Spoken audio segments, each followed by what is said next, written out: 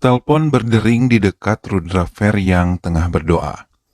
Ia menerima telepon dari nomor asing yang sama sekali tidak ia kenal.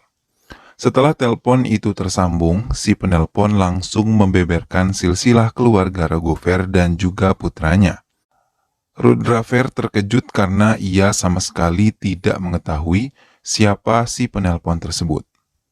Lalu ia diminta untuk menyerahkan sejumlah uang yang sangat banyak kepada si penelpon. Karena ia mengaku telah menculik putra Rudra Fer yang bernama Yoga.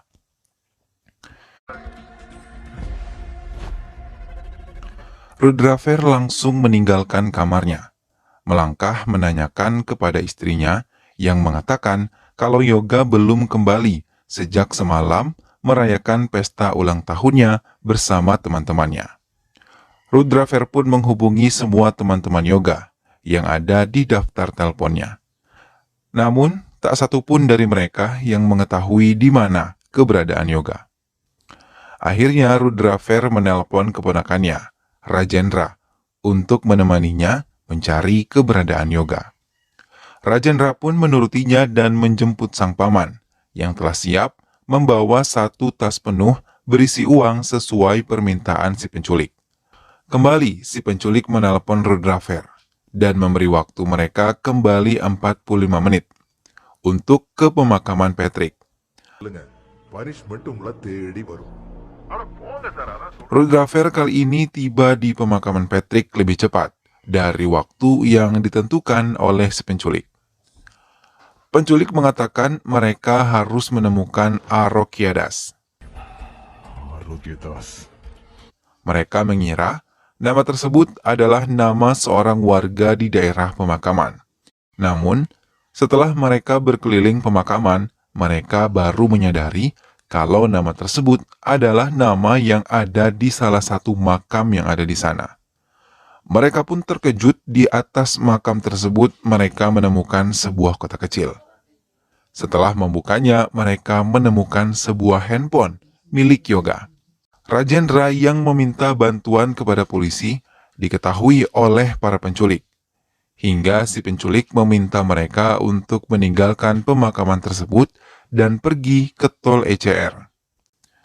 Dr. Naran Kumar merupakan otak dari penculikan Yoga, menghentikan sebuah bajai dan meminta mengantarkannya ke tol ECR, tempat di mana ia berjanji akan bertemu dengan Rudra Fer. Di tengah perjalanan, ia teringat putrinya Barati yang sangat ia cintai. Ia selalu menghabiskan waktu bersama putrinya, yang merupakan mahasiswi kedokteran mengikuti jejaknya. Setelah Barati tidak memiliki seorang ibu, Dr. Naranlah yang merangkap sebagai ayah sekaligus ibu bagi putrinya tersebut. Dr. Naran juga masih menempuh kuliahnya untuk memantapkan ilmunya di bidang bedah. Barati dengan malu mengatakan kalau ia menyukai salah satu teman kuliahnya yang bernama Kishore. Dengan senang hati, Dr. Naran melihat kebahagiaan di mata putrinya, yang sudah mulai beranjak dewasa dan sudah mulai mencintai pria lain selain dirinya. Tanpa mereka duga, Kishore mengajak kedua orang tuanya serta adik perempuannya mengunjungi rumah Dr. Naran. Mereka disambut hangat, namun Barati yang terkejut merasa risih dan kikuk menerima kehadiran mereka di rumahnya.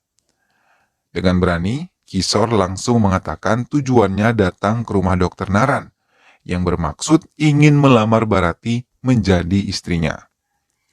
Mendengar hal itu, membuat Dr. Naran bangga dan langsung menerima lamaran Kishore, yang merupakan anak dari seorang dokter juga. Mereka pun melangsungkan pertunangan dan pernikahan dengan bahagia. Namun tiba-tiba, Dr. Parthiban yang merupakan mertua dari Barati mengabari Dr. Naran kalau Kishore dan Barati menghilang. Mereka pun menyusul Dr. Naran dan mencarinya bersama. Di tengah kekhawatiran, Dr. Naran mendapat telepon dari salah satu rumah sakit untuk segera datang ke rumah sakit mereka, karena ada hal yang sangat gawat telah terjadi.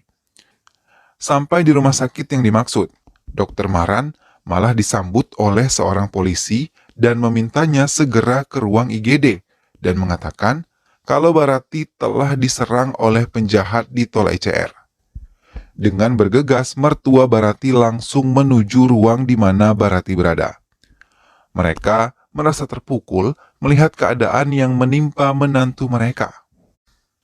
Apalagi Dokter Naran. Ia hanya terdiam dan sangat terpukul dengan apa yang telah menimpa putri kesayangannya. Saat itu Barati yang tengah menunggu Kisor berdiri di tepi jalan. Tak lama kemudian, datanglah sebuah mobil. Melihat Barati seorang diri, mobil tersebut memutar arah. Beberapa pemuda mabuk keluar dari mobil dan mencoba menggoda Barati.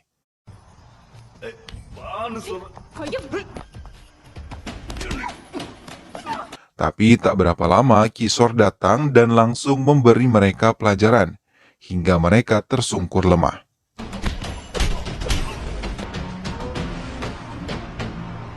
Kisor segera membawa Barati menuju mobilnya. Namun Yoga, salah satu pemuda tersebut melihat botol-botol kosong, berserak dan langsung melempar botol-botol tersebut ke arah Kisor dan juga Barati. Botol-botol tersebut tepat mengenai kepala Barati dan juga Kisor, hingga mereka jatuh dan mengalami luka di dahi mereka. Dalam keadaan lemah, Barati dibawa oleh Yoga sementara Kisor dipegangi oleh kedua teman Yoga yang bernama Arjun dan juga Barat. Kisor tidak dapat melawan karena luka di bagian kepalanya membuatnya merasa pusing dan dalam keadaan setengah sadar ia melihat istrinya diperkosa oleh Yoga di dalam mobil Yoga. Mendengar cerita tersebut, Dokter Naran sangat merasa terpukul hebat dan mengalami guncangan di jiwanya. Ia hanya bisa terdiam tanpa bisa lagi meneteskan air mata. Ini adalah cobaan yang sangat berat bagi dirinya. Lamunan panjang Dokter Naran terhenti ketika bajai yang ia tumpangi telah sampai di tempat yang ia tuju.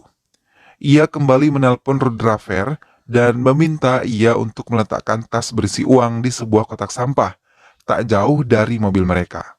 Rajendra hanya mengawasi dari mobil saat melihat pamannya meletakkan uang tersebut.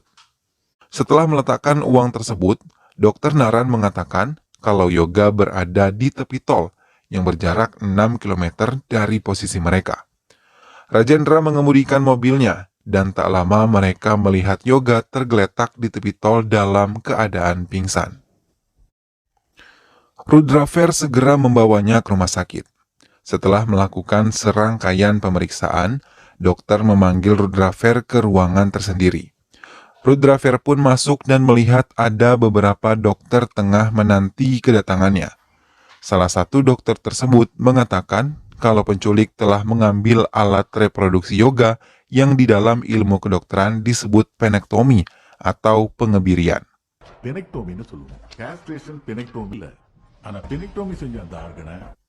Dokter tersebut mengatakan kemungkinan besar pelaku mengambil organ tersebut adalah ahli bedah karena mereka melihat sangat rapih dan apik. Bila dalam waktu 1 jam 30 menit Rudraver tidak menemukan alat reproduksi Yoga, maka mereka dengan sangat terpaksa akan memasang dan menggantikannya dengan organ buatan. Mendengar hal itu, Rudraver sangat terpukul. Rajendra pun merasakan hal yang sama.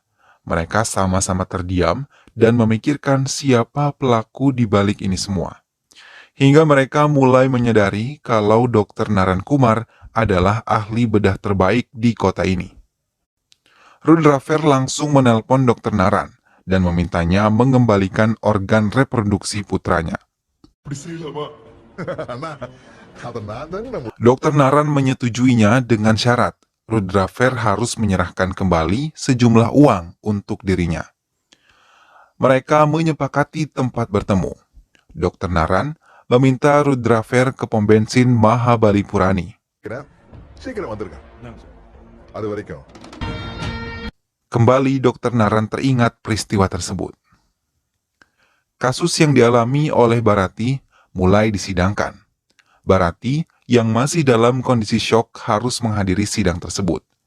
Dokter Naran hanya terdiam tanpa banyak bicara sepanjang persidangan berlangsung. Dokter Aruna maju menjadi saksi. Tapi karena tersangka Yoga, Arjun dan Barat berhalangan hadir dan mengeluhkan demam, membuat hakim menunda keputusan. Di luar persidangan, Rudravel mulai memainkan kekuasaannya. Ia menyuap wakil komisaris agung yang menggantikan semua pegawai pengadilan dengan orang-orangnya. Hingga pada pengadilan berikutnya, sang hakim Nedi Laksmi meragukan bukti sperma yang tertinggal adalah milik Yoga. Hingga ia membebaskan Yoga, Arjun, dan juga Barat. A1 குற்றவாளியாக குற்றம் சாட்டப்பட்ட மேலும் Mendengar hal itu, keluarga Barati dan Kisor merasa sangat terkejut serta terpukul, terlebih lagi Dr. Naran. Dr. Naran yang sangat kecewa dengan keputusan hakim hanya bisa memandang raut bahagia yang terpancar dari kelompok Yoga. Tapi berbanding terbalik ketika ia memandang keluarganya sendiri. Tiba-tiba, Rudravel datang bersama Rajendra. Dengan kesombongannya, Rudravel menghina Dr. Naran dan mengolok-oloknya kalau ia tidak akan pernah bisa mengalahkan Rudravel. தோத்துக்கிட்டே இருக்கிறதான் நீ அதுல கூட ஆள் இருக்க மாட்டேன் புரிஞ்சுதா தோட்டம் தெரியாம அழிச்சிருவேன் Hingga malam pun datang, dan hujan mengguyur membasahi pengadilan. Dr. Naran masih tetap berada di teras ruang pengadilan. Penjaga malam gedung tersebut mendekati Dr. Naran dan memintanya kembali ke rumah untuk beristirahat. Tapi Dr. Naran terkejut ketika mendengar penjaga tersebut mengatakan kalau menghukum pendosa tidak akan pernah dihitung sebagai dosa. Dr. Naran menelaah yang diucapkan oleh penjaga tersebut dan memunculkan ide untuk menghancurkan Rudraver. Ia menuju ruangannya dan memiliki rencana untuk Yoga setelah melihat beberapa gambar. Dengan bekerja sama dengan Kisor menantunya dan beberapa anak buahnya. Mereka datang ke pesta ulang tahun Yoga. Tapi saat tengah berpesta, Yoga mendapat telepon hingga ia melangkah keluar dari pestanya. Setelah sampai di luar, Yoga dibius hingga pingsan, kemudian membawanya ke tempat praktik Dr. Naran. Sampai di ruangannya, Dr. Naran langsung mengambil alat reproduksi Yoga. Setelah semua selesai, ia meminta Kisor untuk membuang tubuh Yoga di tepi tol, dan mereka melanjutkan rencana berikutnya. Dr. Naran meminta Rudraver saat itu di depan sebuah rumah makan untuk membunuh seorang di rumah makan tersebut. Your time starts now. Hingga tanpa berpikir lagi, ia pun memerintahkan anak buahnya untuk membunuh orang yang dimaksud oleh Dr. Naran. Tak berapa lama, Dr. Naran pun memerintahkan Rudraver untuk membunuh seorang pengemudi mobil putih dengan plat nomor TN07CK8289. Walaupun ragu, ia pun memerintahkan lagi anak buahnya untuk membunuh para pemilik mobil tersebut. Rudravel yang datang menemui Dr. Naran mengikutinya dengan sangat perlahan. Dr. Naran kemudian memerintahkan Rudraver untuk menyerahkan pistol miliknya melalui anak buahnya. Lagi-lagi Rudraver menuruti keinginan Dr. Naran. 5 anak buahnya memasuki sebuah gedung. Sampai di dalam, Dr. Naran mengejek semua anak buah Rudraver dan menghasut mereka untuk menguasai uang yang ada di tas merah miliknya. Tapi mereka harus mengalahkan teman-temannya sendiri. Mereka pun terpengaruh dan berkelahi saling menjatuhkan. Namun tak satu pun dari mereka menjadi pemenang.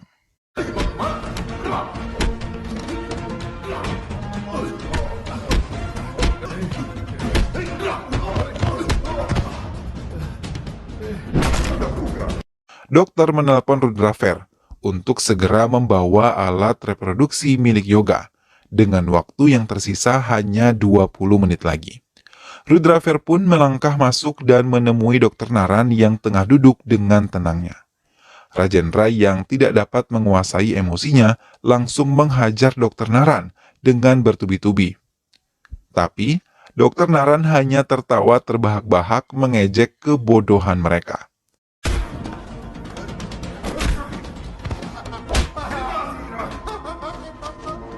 Dengan tertatih, Dr. Naran berdiri melangkahkan kakinya ke kursi dan duduk kembali. Rudraver menangis dan memohon agar Dr. Naran bisa menyerahkan yang ia inginkan.